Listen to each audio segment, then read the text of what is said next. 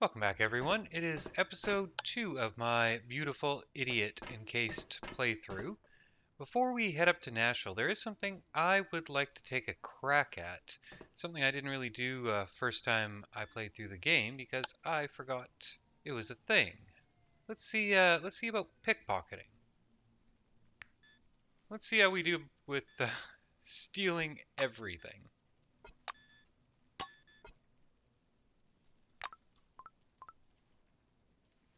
Damn, can't believe it.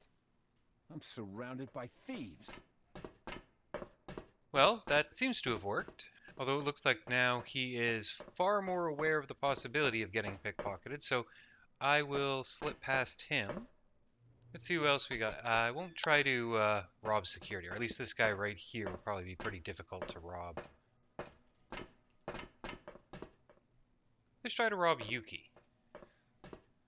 What are you sneaking around here for? No, Hey, apparently not. I saw that.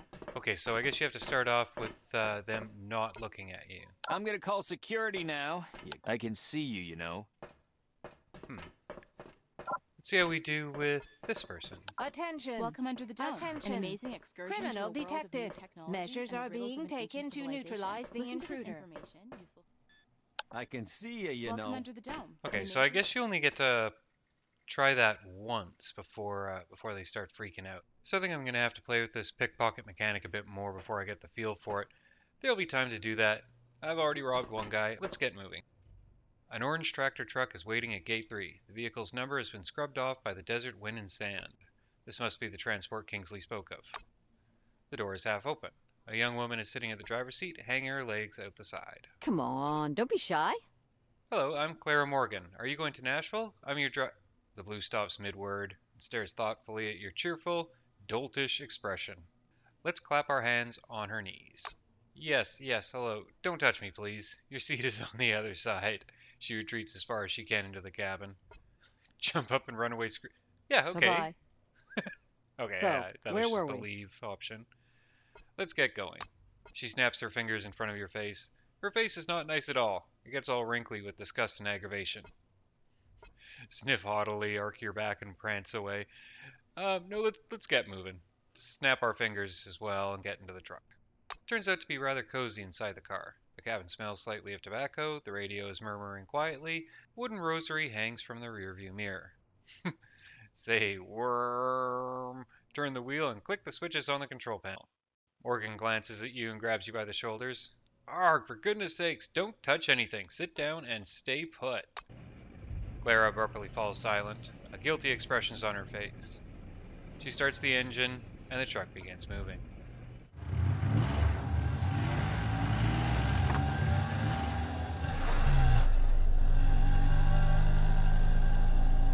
The highway leading to C-12 Nashville is blocked by an anomaly storm. You're forced to take a detour through the mountain pass. Soon, the engine begins to overheat, and you have to stop. That probably wouldn't have happened if they bothered to put wheels on the thing. Cursing under her breath, Clara jumps out of the vehicle and opens the hood. Dense white steam billows out. Returning to the driver's cabin, Morgan swings open the passenger door. Get out, go for a stroll. We've got to let the car cool down. Can you hear me at all? Cool down. It happens when the radiator's overloaded.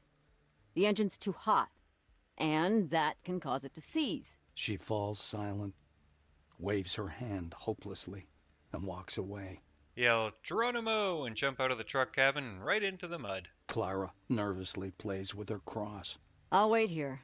And you, listen and remember. When you get to the gas station, ask for a relic that protects against anomalies or we'll be stuck here for ages. Relic against anomalies. Repeat. Let's surprise her by actually remembering what she said. The blue exhales nervously and touches her cross. Exactly. Now, go for a stroll. I'm tired of you. I need to pray. Clara kneels by the roadside, eyes closed, hands clasped in prayer. She mutters something softly, but you can't make out the words. This is uncharacteristically mean for my character. Say, go on, pray, and kick her on the back to make her pray harder. Let's go God for president. Morgan gives you a sparking, angry look, but says nothing. I mean, let's be honest. If God ran for president, she'd probably vote for him. So this is Picnic, the first location that you visit other than the tutorial town. We're going to scan anything and everything we can put our scanner on, which I think at this moment is just one broken turret. We'll hover it over everything, see whether or not... what do we have here? The tanks are empty and produce a hollow echo when you tap on them. Okay, so that's... oh, it's a water tower. Of course. First order of business is to search around and check literally everything to see if there's anything to steal. We have Travis Brightman here. Let's see what he has to say. Good day to you. A man in a dirty blue jumpsuit sits on the bench near the gas station. He's holding a cotton pad and a piece of rock is resting in his lap. The blue moistens the cotton pad with alcohol and runs it over the stone. Then he squeezes the essence into a metal jar. The jar emits a golden light. Then, with a cotton pad, freezes mid-wipe. The blue looks up to you. You read his badge. Travis Brightman. Explosive Ordnance Disposal. Are you going inside the gas station? I wouldn't recommend it. Blue squeezes the pad and puts it aside. You can see he's a little nervous. What's up? He peers into your face and suddenly seems struck with some kind of understanding. Then he says in a half whisper, "Oh my God, how do the likes of you even get under the dome?" There. Don't. Go. He says loudly and clearly, pointing at the station and then crossing his arms. He points towards the bog and crosses his arms again. There. Don't go. To. Got it? He says while examining you with some ulterior motive. You didn't catch it, he should repeat himself. Well, let's inquire further. He covers his face with his hand. Then he looks back at you again, resting his chin in his hand. There's a boogeyman out there. Ask him, what's a boogeyman? An evil creature. It will eat you. Sounds scary. Go and hide somewhere. See ya. So naturally, we'll check the roof, where there was a large girder in the way, but with muscle of 10, it was no match for me.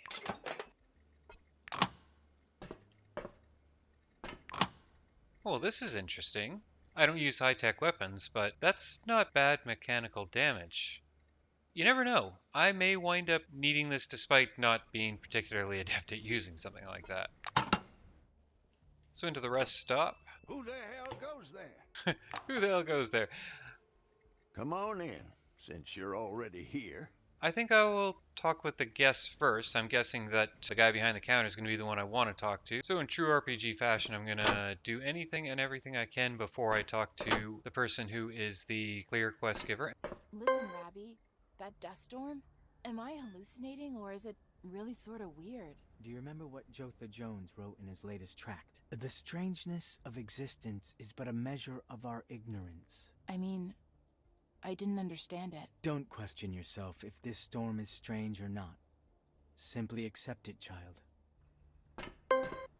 So what's happening there is I am picking up traps from out here, which is odd because I have a perception of 1, and spotting traps is a measure of perception. Again, it might just be because it's fairly early in the game. I wonder... Okay, so all 3 of these are trapped. I was gonna... You know, let's see about scanning these anomalies. So I don't... Oh, I have enemies. Rats. Okay. I don't think I'll go out of my way to kill a bunch of rats. Now, I know you get points for anomalies. Is it by defusing them? Yep. Yes, it is.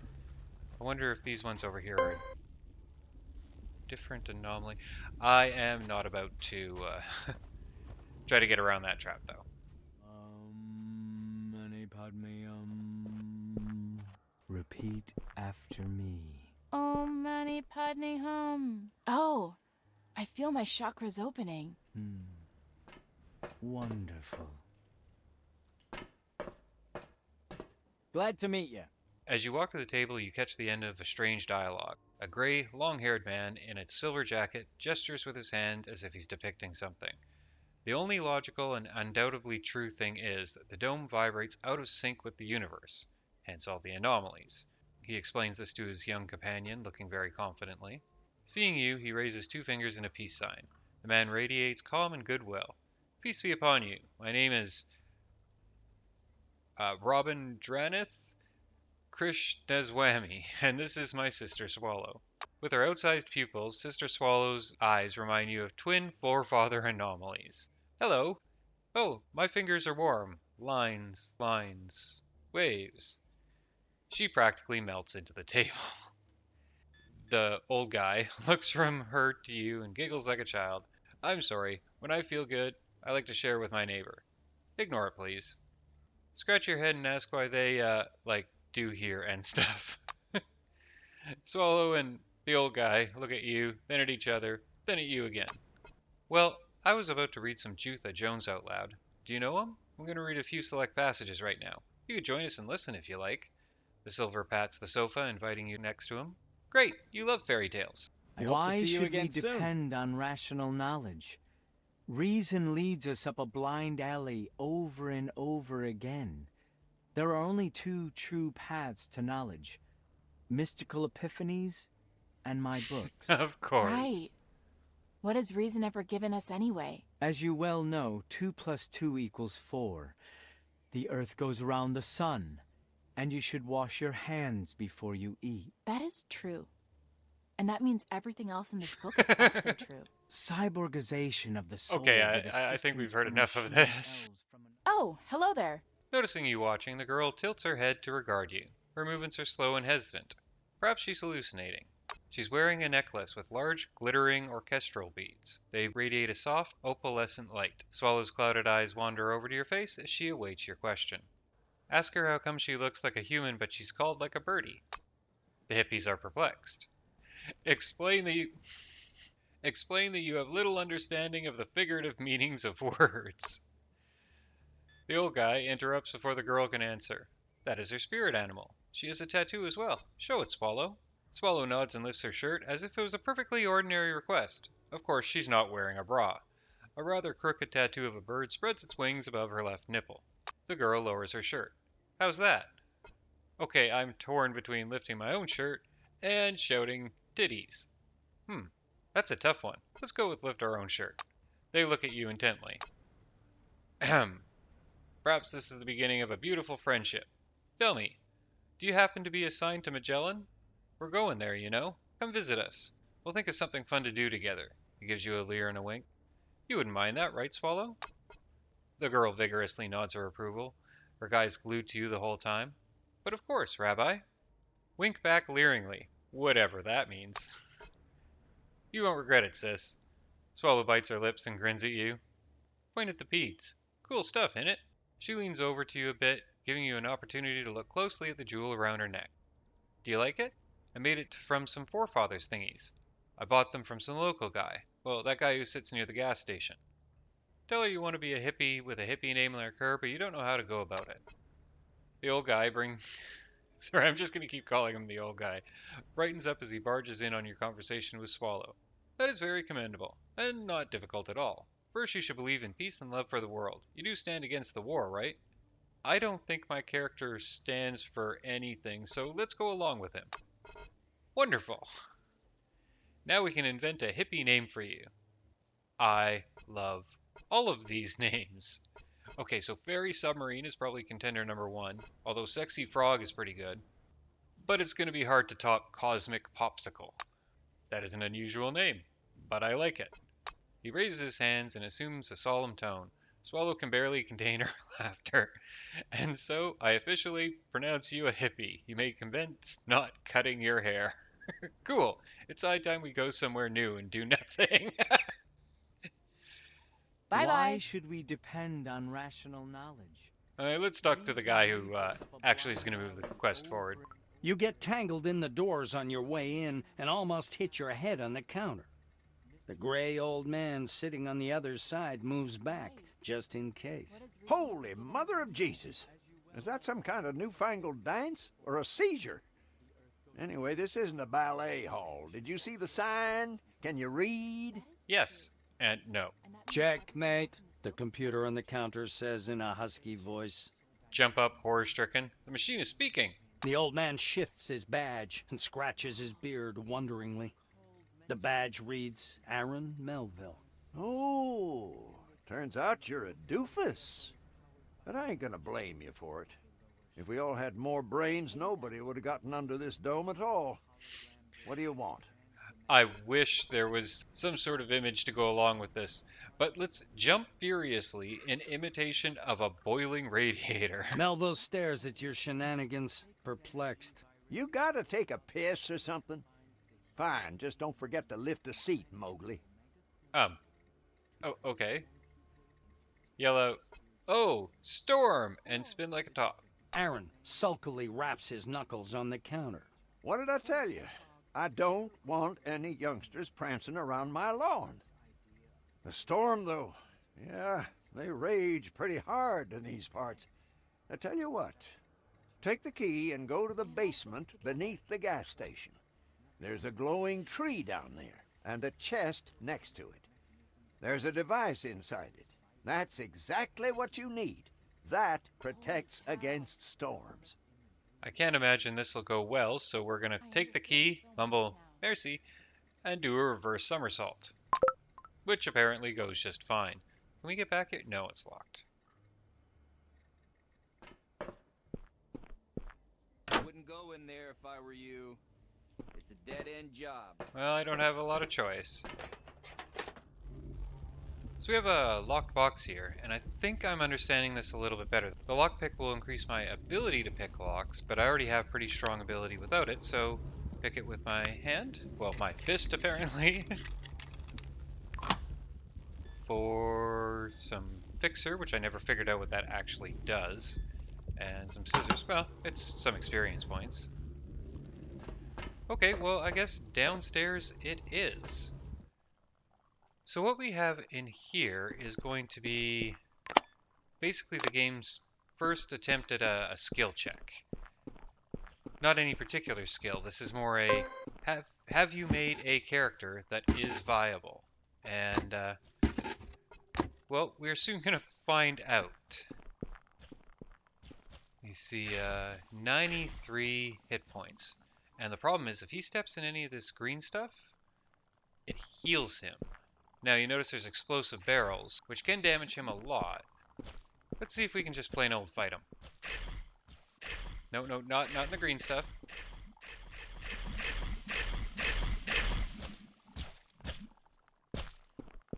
Well, come on, let's do it. Okay, so that's a good first hit with our trusty broom. Alright, so 15 to 31. Let's go ahead, give him a whack for 19.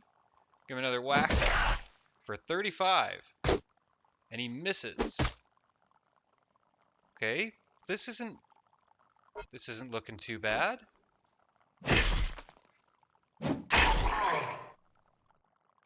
Well, it looks like all of the failings that my character has are offset by the fact that my character is very, very... I'm taking damage while I'm standing here.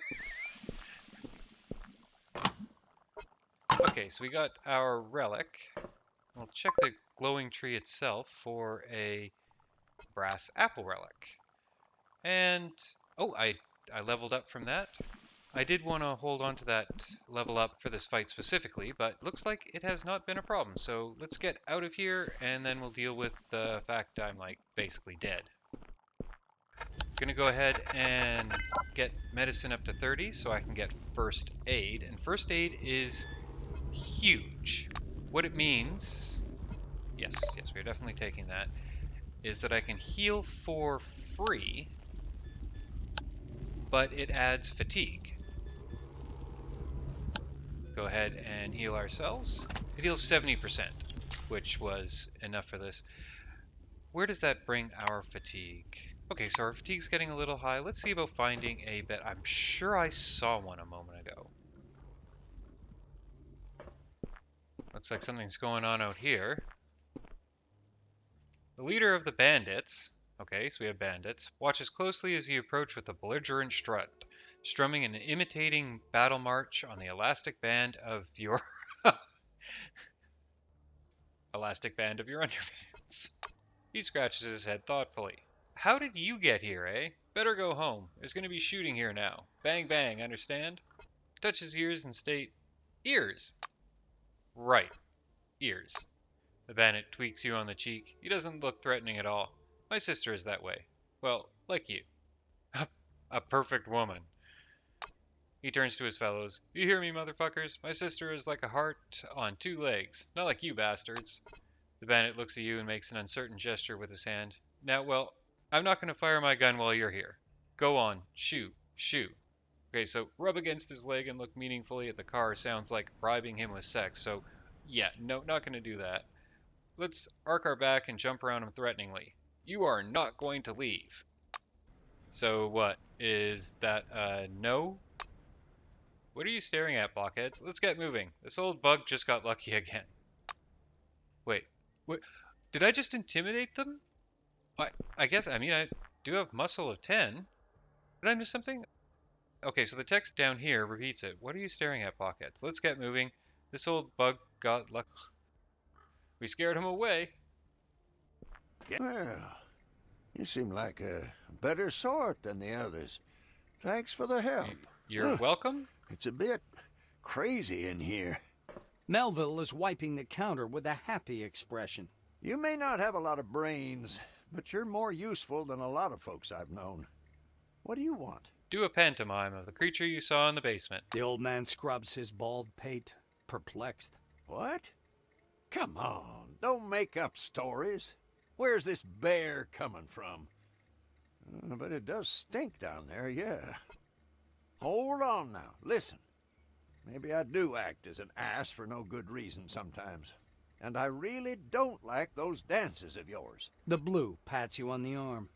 Okay. He looks embarrassed. But I want to thank you somehow. Maybe a picnic? You like picnics, don't you? Nod joyously and stick out your tongue. Whatever's hidden under the funny word picnic, you liked it. Aaron smiles. His expression is both silly and sincere. Look, there's a cliff nearby. Lovely place. Got a cook pot already there. A comfy piece of tarpaulin, too. And the logs are a-lying. Even got a little bottle stashed away. Melville reaches under the counter and pulls out a bulky bag that smells like onions. The old man lays out the bag's contents on the counter. Canned pork, onions, eggs, and potatoes. He looks quite proud of his spread. What's a picnic without snacks? Here, I'm going to teach you my family recipe for pulled pork. First, you have to boil the eggs, and then... Gesturing excitedly, the old man reveals the secrets of the Melville kitchen. You're no Einstein, of course, but roasting some pork ain't exactly quantum physics either. You see that stove over yonder? Here's the key. Go cook. The blue puts the key on the counter and rakes the food back into the bag and hands it to you. Stick your head in the grocery bag and run away, making a fire engine sound. So, let's see about cooking. So we're going to make one pulled pork. Let's go ahead and heat the beans that we have. I will leave the ham because I would rather make pulled pork with it later. Now let's rob the guy. We've cooked. Melville is wiping the counter with a happy expression. You may not have a lot of brains, but you're more useful than a lot of folks I've known. What do you want? Scoop up a handful of pulled pork and proudly present your culinary creation to Melville. Aaron flinches back from you. For fudge sakes! Why with your hands? Look, are you sure this is my recipe? Looks like some kind of snotty flour paste. He cautiously takes a bite and an expression of pure surprise appears on his face. Hey, this tastes great. Listen, is it only going to be the two of us? Invite those hippies, too, and that prick at the gas station. And that other prick in the swamp, for that matter. Call them all. Nod in agreement, wipe your dirty hand on Melville's uniform, and move away. Hello. The old man tilts his head a little, but he doesn't say anything, just smiles cautiously. He still seems to be taking your measure. Invite them both to the picnic.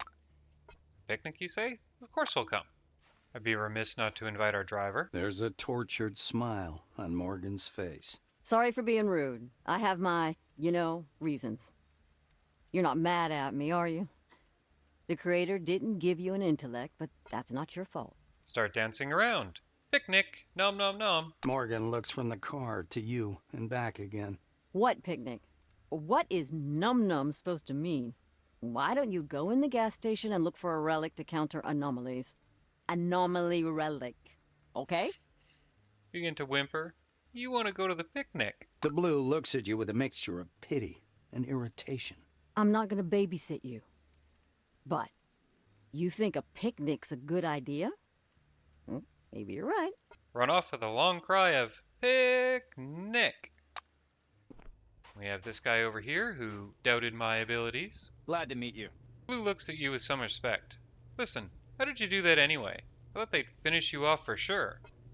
Invite him to the picnic. A picnic? Really? With a grumpy old fart who can't even fry an egg? Okay, why the hell not? Bye-bye. Didn't even notice this guy before.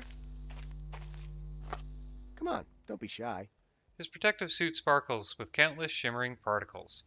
They're all over his purple gloves and white mask too, like sunlight on new frost. The metal badge on the researcher's chest reads, Theodore McCready. Grab at the floating microlux and scream, Lighties! The white does not share your enthusiasm. He grabs your forearms and shakes you hard, so the microlux you are holding soars up in the air and floats there, shimmering mysteriously as it gradually slows down.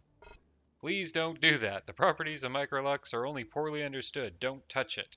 Behind the visor of the mask, his wide eyes are full of dread. Swallow some microlux in protest. Stop it, will you? What's wrong with you? McCready pushes you away and blocks the stone with his body. The microlux gathers like an aura and hovers behind his mask, illuminating the research with a flickering blue light. The scientist is studying you anxiously. Dear God, I can't believe you did that. Are you all right? Open your mouth and show him the particles stuck in your teeth. Shaking his head, McCready takes out his communicator. Amazing. Lunacy devoting itself to the service of science. Maybe this was the purpose of the Yellow Badge program. Oh God, I hope not, but maybe.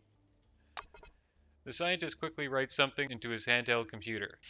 Move away, chewing on the microlux. It was nice chatting. I'm not exactly clear what microlux is, but let's see if we can scan whatever he was scanning. Oh, he was scanning this.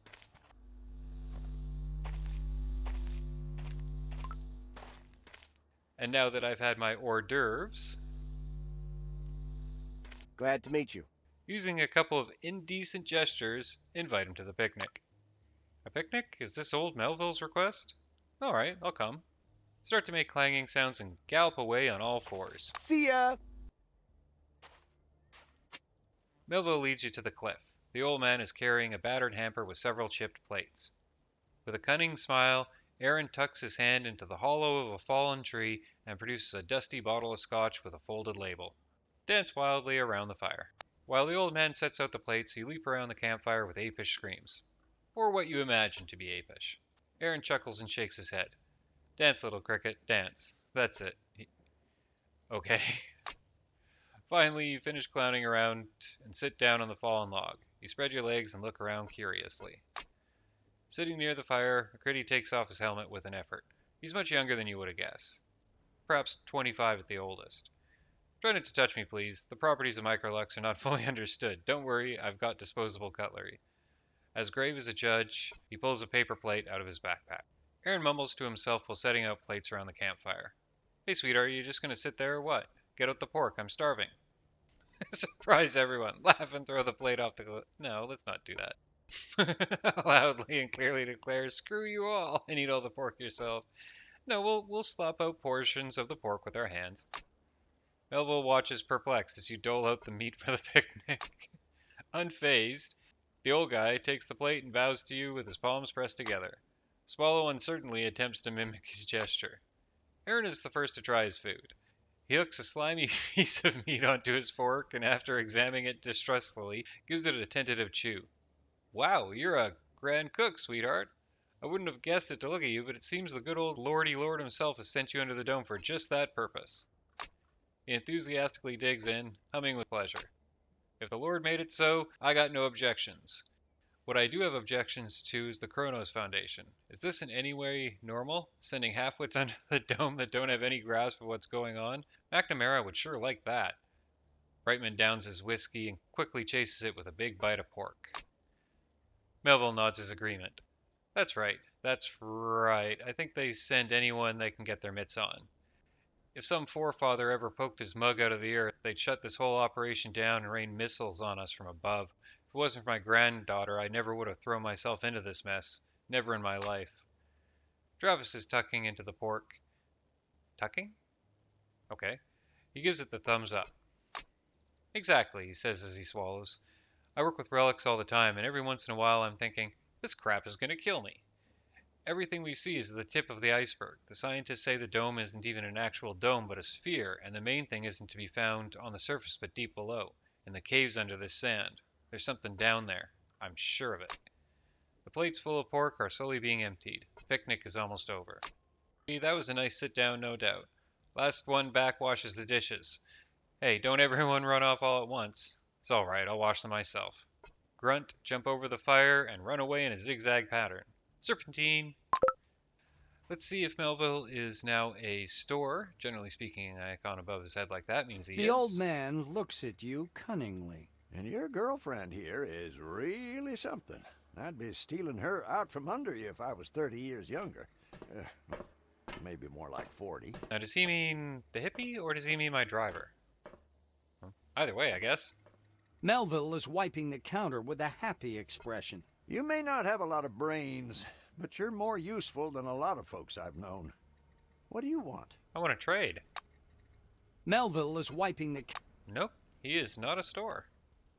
You know, I completely forgot. It doesn't really come up much, but every character actually has a barter option, so we can actually access this guy's store. A vending machine gleams with an attractive lemon-yellow light. A small window on the right lists the goods for sale. Assume the vending machine is threatening you. Pray the vending machine will give us food. Let's squeeze a button into the combon slot. You squeeze the button into the combon slot. Then another one, just in case. Surprisingly, nothing happens. Well, we'll put our foot in the dispenser tray. You shove your foot into the delivery tray. You take your foot out of the delivery tray. How engaging. Let's see what a fighting stance will get us. You assume the hair in the stance. The vending machine remains perfectly still. It looks as if it's confident enough to not even prepare for a fight. Whee, it's too strong. This is a battle you cannot win. There's an answer with just brains 2, which we cannot pass. You run away in panic. Turning back, you see the vending machine staring coldly after you. Okay, well, let's see if we can actually shop at it. Pray to the vending machine? More buttons into the... Okay, apparently we are not smart enough to know how to use a vending machine. So poking around, I'm starting to really see the benefits of high luck. Came across... There's this tactical rifle. So it's under the heavy weapons category, which again, can't use heavy weapons myself. But, you know, how about that? Oh, hello there. Really got to use this barter option more often. This guy doesn't even show himself as a store, but we'll certainly shop from him. Before I go on, over here is the RPG obligatory personal box where I can store stuff, and my stuff will magically reappear there no matter where the personal box is. While I was going through my inventory, I realized I had a temporary skill magazine, and I recalled that down here underneath the diner there was a generator that requires 20 tech to use. So let's go ahead and... there we are.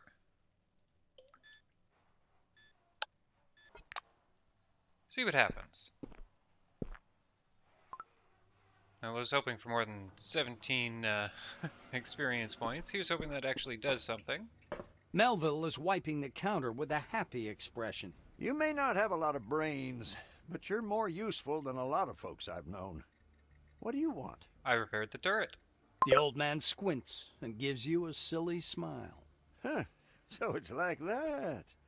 Well, thank you. I didn't think you'd be any good. So just a pat on the back and a thank you? Wonder if that'll come up again later.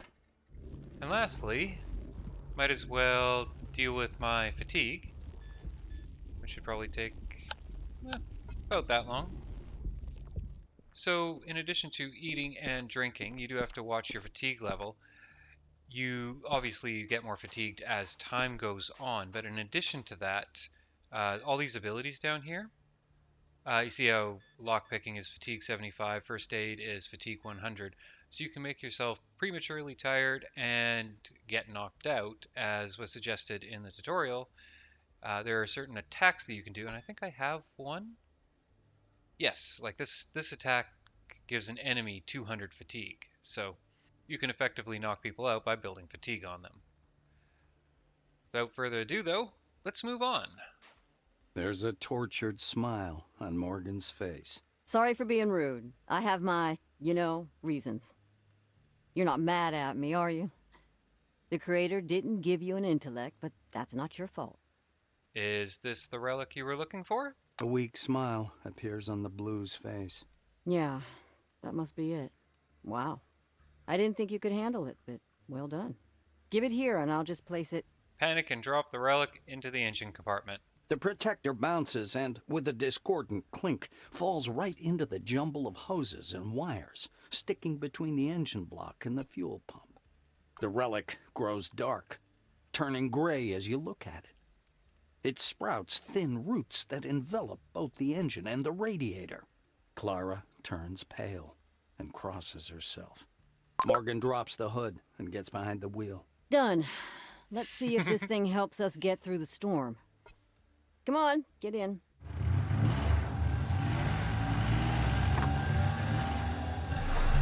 You approach Nashville. Smoke rises from the parking lot. Someone must be burning the hamburgers on their barbecue. The local turrets seem very glad to see you. They bleep, sparkle with red lights, and happily rotate their gun barrels towards your truck. Clara looks worried for some reason. Well, if she's worried, we should probably take over. You seize the wheel, and the vehicle turns sharply. The turrets fire a festive salvo of fireworks in your honor, while Clara glares at you with horror and hatred and takes the wheel back. Some people just don't know how to have fun. Your truck turns left toward the main entrance. The nearest turret turns its red laser sight in your direction. You give it a friendly wave. Yay, a light show! Clara is steering fitfully. The firecracker from the turret's barrel grazes Clara. Oh. You see that the turret didn't mean it, but Clara seems to be angry with it. The truck crashes into the turret and stops. Oh, she got hit? Uh-oh. Okay, where is Clara? Is either of these Clara? Hopefully neither of these are Clara. So where are we? Okay, so what I'm thinking is if I charge it right now, I won't be able to attack it, and both of them are going to attack me. But if I move here, can I go around the truck next turn? Probably not. I wonder if I can force a disengage by going up to a position where they can't hit me. Let's run away. Okay, I'm just going to pause out a couple of turns. Sometimes if an enemy can't engage you for a couple turns, they just cease engaging altogether. Alright, so they did disengage. Gonna see if I can sneak past. Let's see how Clara's doing. Clara's not looking too well. Clara's pale face is spattered with blood. When you bend over, she barely manages to open her eyes. Your antics were annoying me. That's unchristian, I know. Forgive me, please. Try to cover Clara's wounds with your hands to stop the bleeding. A pathetic, trembling smile appears on Morgan's face. That won't help. Let's see if we can first aid her. Maybe we have to be standing next to her. Maybe we can drop a medikit on her. Did that work? Well, I guess we'll kiss her on the forehead and move away. Wait, does that mean she's bleeding? Perhaps we need to give her a bandage?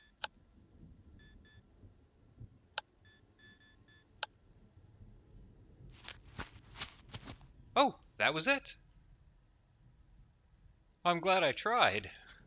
What? Oh, I'm wet. Okay. So that's a negative status effect up there that I was seeing. Clara regains her senses a while after you bandage her and touches her wounds in amusement? I would have assumed amazement. You did your best. Clara's chest is now decorated with an awkward edifice made of bandages, your shoelaces, and twigs you found on site. Everything is colored with pink and green felt pens and looks quite spiffy. Morgan crosses you with a trembling hand. Angel sent you here, I swear. Forgive me. I was unjust. Well, I'm quite happy that that worked out. Now, I do see a manhole over here, but before I go down there, I think I'm going to have a poke around.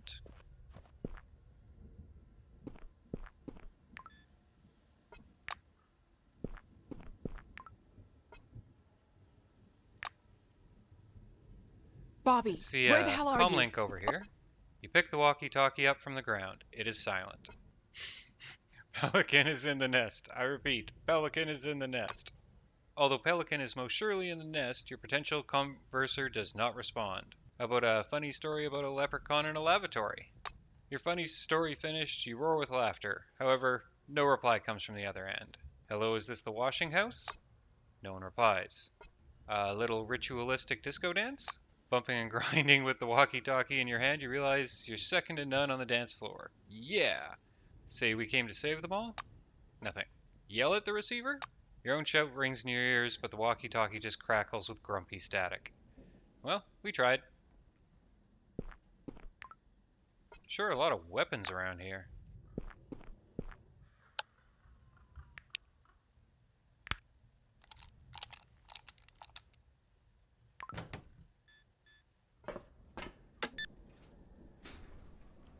Okay, so that opened something. Don't know what it was, but I heard something open. So I got a hammer here, which is better than my nightstick in every conceivable way. Although this doesn't actually show how many points it takes to use, so let's take it. We will put it, you notice I've been picking up weapons from just about everyone. Let's see how this compares. So the hammer is comparable to the mop, but it's slightly quicker to use. It's 4 action points instead of 5. I'm going to keep this one because it's 3 action points to use, which may come in handy if I have 3 action points left at the end of a turn. I did, I don't know if I mentioned it, what I did manage to pick up from that tree was a new relic to replace my previous relic that just gave me 5 extra points of carry weight. This gives me, I mean, this is really good. It gives me an extra point to AP, an extra point to AP maximum, an extra point to starting AP, and all it does is take away a whole bunch of precision, which doesn't actually matter to a melee character. Precision is exclusive to ranged weapons. Another locked door that I'm very capable of picking. So in addition to a couple hand grenades, I came across some new pants and a new belt. Let's see if these are... Initiative is really useful, but it's from a scale of like 1 to 100. So 1 point is not a lot. You see I have 17. So that would just bring it up to 18, which isn't bad, but it's not great. But is it worth 3 points of encumbrance? I'll hold on to it for now and I can always drop it. Okay, so the pants are identical other than some better biochem resistance, so that's a no-brainer. Let's try this control panel, which I can't use. Let's try the hacking thingamajig. Nope, no such luck. So I'm pretty sure I've picked this area clean, but the only thing to do from here is to head into the manholes and see what we can find down here. Well, sewers, that's a good start, I suppose. Every game has to have its sewer level. I'm seeing targets over here. Huge rats. Not just big rats. Huge rats. What's my best plan of action here? I don't want to just run right up to them. But then again, I don't want to equip a different weapon. Yeah, let's see how close I can sneak up and then give one of them a whack with a hammer. Okay, so mental note, there's a trap here.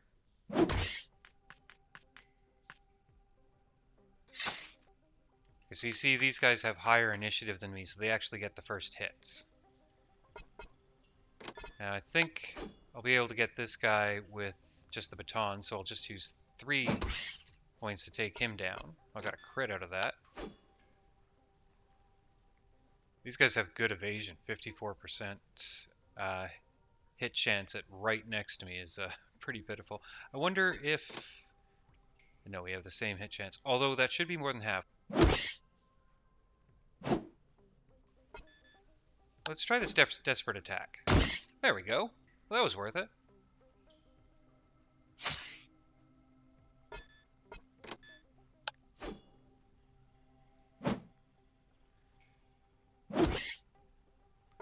And this is why we carry 2 weapons. Come on! Ow. That's a pity. Have any of these guys actually managed to hit me? Oh yeah, well I've taken a little bit of damage. A lot of crits though. Okay, so trap discovered on that. I do have a mine clearance kit, which will disarm that trap for free. I don't know if I want to waste on just a regular old box. So I found some sort of security room. Let's see what we have in here. With open with a key, I guess I picked that up upstairs and didn't notice. You see, if I hold down the Alt key, I can see everything that's actionable. It shows if I've searched it. So yet another energy weapon. While the weapons it's giving me are fairly bare bones, it is nice that it's mixing it up. But I guess the idea is so you can try everything if you want. Given that this is an RPG and this is early on, I'm guessing if I can unlock the terminal, it'll unlock the safe. Okay, so 49 out of 75. Can I use a lockpick to get the difference? Okay, so that's 64 out of 75. I do have the automatic lockpick.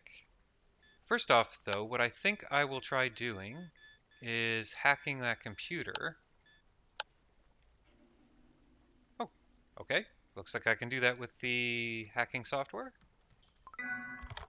Luckily, it does it. It does it for me. The computer greets you with a cozy hum. There's something written on the screen, but you find it difficult to concentrate. Press the keys chaotically. Press the keys even more chaotically. Press the keys in the most chaotic way possible. So what is the right amount of chaos? Let's try the middle one. Computer suddenly beeps and spits out a whole wall of text. So we have an email. I'm not going to read every email in the game, but I'm guessing that this one's going to be important. So, Vinci, consider yourself fined. The commission arrived just now and I got screwed because of your laziness. Here's a reminder. Okay, so this actually probably will be important. The exits to the station must be masked. The door to the air shaft in the western sector, here we go. The door to the air shaft in the western sector that leads to the station level 1 must be locked. The key must be stored in the safe. Okay. Not in a mug on your desk, not in your pocket, in the safe. Do what needs to be done immediately. Benito, next time I get screwed over because of you, I'll personally screw you. Let's go most chaotic. Alas, the computer doesn't care about your manipulations. Let's go less chaotically. Screen flickers, nothing changes. More chaotically. You hear a click from the side of the safe. Excellent. Okay, so there's our key and a flamethrower. And a little bit of ammo for it.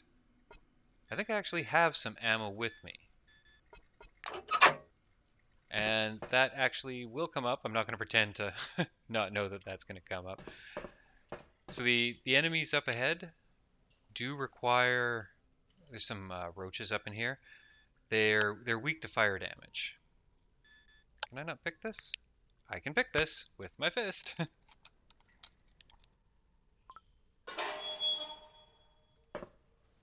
At close range, I'm still going to wind up whacking them with a stick, but let's get that flamethrower equipped. All right, so mental note: I'm not at full health. Oh wow! Oh, I should have come in stealth. I would have gotten an easy first shot on them. Oh well. Okay, so apparently I can hit him with the butt of the thing. Okay. Oh, well, that's disappointing. 7% and 0% chance of hit. Um, what I'm thinking I should do, because these guys have ranged attacks, is I should actually head around the corner and force them to come to me. And switch this weapon back.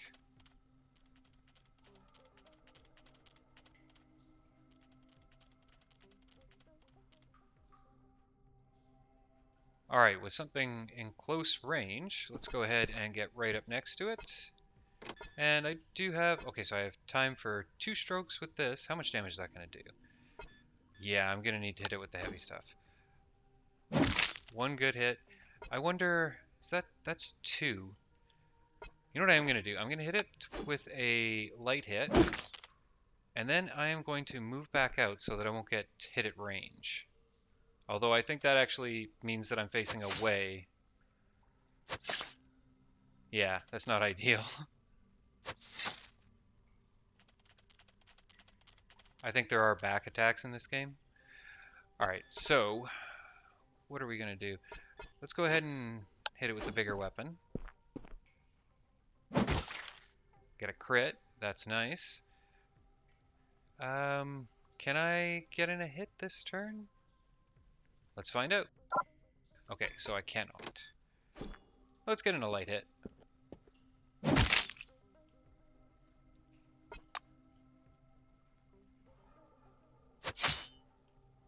And I am going to have to heal myself.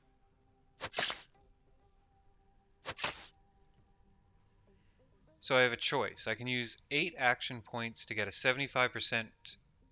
Oh no, 100%! Oh no, okay, so restore 70% of maximum health. Or I can regain 44 hit points out of 95. You know what? Let's do the full heal. Well, not full, but better heal, and then give this guy another whack.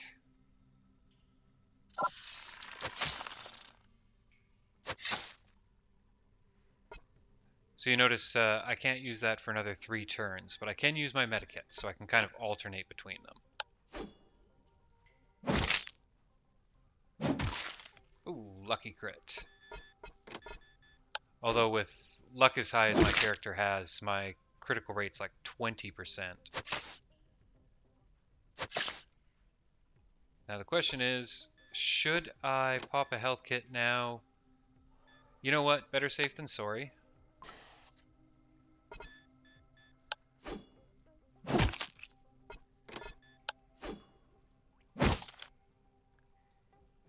And yeah, okay. Or did I stun him or something? He didn't attack me. I guess I stunned him or something. Splat.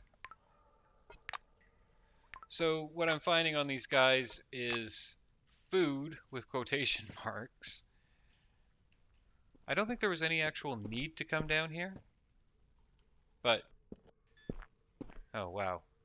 Oh, that's the experience points I got for picking up their stuff. So I actually got about 75 experience points for that, which is... it's not exactly much. So here is our ventilation shaft. First, let's read this note. Skylar, Trey, and others, after reading this note, leave it in a conspicuous place. Many newcomers have joined our team lately, and not everyone knows where the tools, access cards, and keys are. As for the ventilation shaft key, I have it, and it's to be used under my supervision only. If I discover any secret copies of the key, it means someone's getting fired. Benito Vinci. So what I almost forgot to do before heading into that shaft was head back on out here and see about turning off these turrets. So you gonna work for me this time? Okay, so I had a password. I'm not entirely sure what make jab jab jab vigorously means, but you push the buttons as if you were playing a grand piano, probably poorly. After many button clicks, the turrets outside beep once, grimly, and switch off. You did it. Excellent. Clara, good news. There is a very, very, very slim chance you'll live through this. Morgan gazes at you with sadness and pity. Do you understand at all what we got into? Do you realize those things can still shoot you dead? With all your virtuosity, show Clara the turrets are no longer a threat. The Blue's brow wrinkles in confusion as she watches you grimacing. A robot? Playing the drum? A hot dog? A cross? Jesus? What do you want to tell me? She crosses her arms to hold her own shoulders and leans against the side of the tow truck. You can tell that I didn't understand anything, can't you? Be careful. I think the turrets are in paranoid mode. That means... Clara falls silent, leaving her thoughts unfinished. Sooner or later, she's going to venture out and figure out that the turrets aren't a threat, so we'll leave her to that. With that complete, let's head on forward. You're crawling through a narrow creep hole toward the light, humming a merry tune. It stinks harshly in here, but it doesn't seem to be coming from you this time.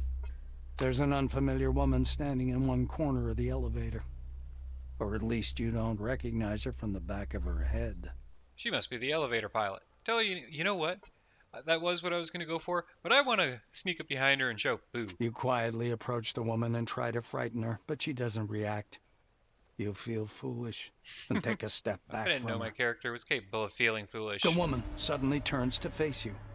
Her eyes are glowing. She begins to walk slowly toward you. Something heavy thumps behind your back. You look around and see a human body. Then people begin raining down everywhere so that you can barely dodge them. Suicidal maniacs are landing on the platform, breaking their legs, and making the elevator shake and creak threateningly. In a short while, it will collapse. Even you realize it at some moment. Well, let's see if we can speed up the process by dancing. The elevator gives up and plummets, accompanied by your screams. When it crashes to a stop, you realize that you're alive and well. Only your head is swimming a bit. There's blood and torn off limbs everywhere. Thankfully, not yours. Better do a count just to make sure. The elevator doors are open. This appears to be your floor. Crawl cautiously out on all fours.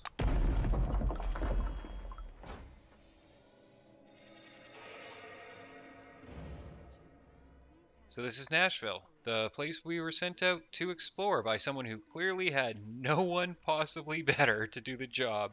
But Nashville is a big place, so exploring it will be in the next episode, and I will see you then.